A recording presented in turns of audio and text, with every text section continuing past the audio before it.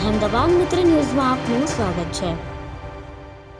Iran અને America Israel વચ્ચે ચાલી રહેલ યુદ્ધને કારણે ક્રૂડ સપ્લાયની અસર પડી છે, જેની હવે ગુજરાતના પેટ્રોલ પંપના ડીલરો પર પણ અસર દેખાવા લાગી છે। સુરત અને રાજકોટમાં ડીલરોને કંપની તરફથી પેટ્રોલ ડીઝલની સપ્લાય મળી હતી કે તેમાં 50% કાપ મૂકી દેવામાં આવ્યો છે। કંપની તરફથી ડીલરોને મળતા પેટ્રોલ ડીઝલની સપ્લાય ખોરવાતા સુરત, રાજકોટ સહિતના શહેરોમાં કેટલાક પંપ બંધ જોવા મળી રહ્યા છે। જો કે પેટ્રોલ અને ડીઝલની અછત હોવાનો ડીલર દ્વારા ઇનકાર કરવામાં આવી રહ્યો છે। બોડકદેવ વિસ્તારમાં આવેલો ઇન્ડિયન ઓઇલ પેટ્રોલ પંપ પણ સવારથી જ બંધ કરવામાં આવ્યો છે। પેટ્રોલ ડીઝલની ગાડી ન આવતા સવારથી જ પેટ્રોલ પંપ બંધ કરાયો છે। મેનેજરે જણાવ્યું કે સાંજ સુધીમાં જો ગાડી આવી જશે તો શરૂ થઈ શકશે।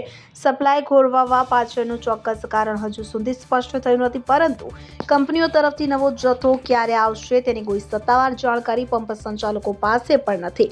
આ અનિશ્ચિતતાને કારણે લોકોમાં પેટ્રોલનો ભાવ વધારો અથવા તો લાંબી અછત હોવાની અફવાઓએ પણ જોર પકડી રહી છે।